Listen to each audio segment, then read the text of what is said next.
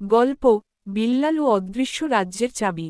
অনেক দিন আগের কথা, এক সবুজ পাহাড়ের কোলে ছোট্ট এক গ্রাম ছিল, যার নাম শান্তিপুর। সেই গ্রামে বিল্লাল নামের এক উৎসুক ও বুদ্ধিমান ছেলে বাস করত। তার চোখ দুটো ছিল তারার মতো উজ্জ্বল, আর মনটা ছিল অ্যাডভেঞ্চারে ভরপুর। বিল্লাল সবসময় স্বপ্ন দেখত অজানা কিছু আবিষ্কার করার। তার ধারণা ছিল, এই শান্তিপুরের বাইরেও বিশাল এক জাদুর জগৎ লুকিয়ে আছে। একদিন সে তার পুরনো ঠাকুরমার কাছে এক রহস্যময় বই খুঁজে পেল। বইটি খুলতেই তার চোখ কপালে উঠল। সে দেখল, তাতে লেখা আছে, অদৃশ্য রাজ্যের চাবি, কথা। সেই চাবি নাকি এক প্রাচীন মন্দিরের গোপন কুঠুরিতে লুকিয়ে আছে, যা খুঁজে বের করতে পারলে পৃথিবীর সব লুকানো জাদুর দরজা খুলে যাবে। বইটি পড়ে বিল্লালের মনে দারুণ উত্তেজনা সৃষ্টি হল।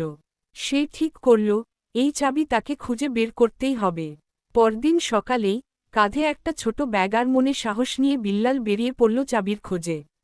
তার প্রথম গন্তব্য ছিল গ্রামের পাশে থাকা ঘন জঙ্গল। জঙ্গলের পথ ছিল আঁকাবাঁকা আর গাছের ডালপালা সূর্যের আলো আটকে রেখেছিল। জঙ্গলের গভীর দিয়ে যেতে যেতে বিল্লাল হঠাৎ দেখতে পেল একটি প্রাচীন বটগাছ।